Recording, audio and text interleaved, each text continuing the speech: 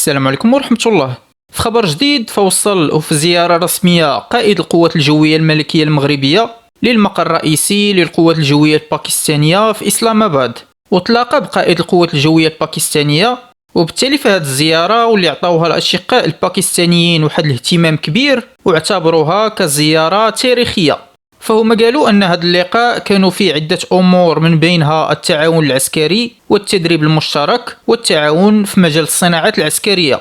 والقائد الباكستاني فهو اعتبر البلدين أشقاء وعلاقتهم تاريخية، وأكد على العمل على تعزيز الشراكة العسكرية ما بين المغرب وباكستان، وباللي غادي يطوروا من التعاون ما بين البلدين، واللي غادي يشمل التدريب الأساسي والتكتيكي للقوات الجوية وحتى التعاون في المجال الصناعي العسكري. أما من جهة المفتش العام للقوات الجوية المغربية، فهو اعتبر الزيارة فرصة باش نستافدوا من التقدم الصناعي للقوات الجوية الباكستانية.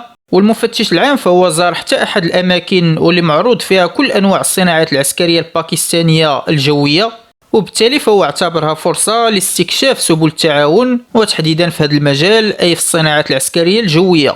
ومن غير هذه التصريحات، فالقائدين زاروا مقر القوات الجوية الباكستانية ومقر الاستخبارات والمراقبة والاستطلاع الوطني الباكستاني، وحتى مركز العمليات الجوية وقيادة القوات الجوية السبرانية. يعني نقدروا نعتبروها الزيارة اللي شملت تقريبا كل أنواع مقرات القوات الجوية الباكستانية. وصراحة في الأشقاء الباكستانيين براغماتيين في التعامل ديالهم، يعني التعاون المغربي الهندي في مجال الصناعة العسكرية كاع ما أثر على التعاون ديالهم مع المغرب، حيت عارفين أن المغرب كيقلب على المصالح ديالو فقط، كيف ما باكستان كتقلب على المصالح ديالها مع دول أخرى.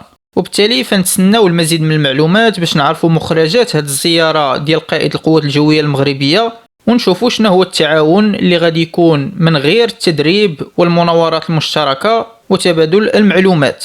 حتى لنا غادي يكون الفيديو سلام، نتلاقاو في أخبار جديدة، مع السلامة.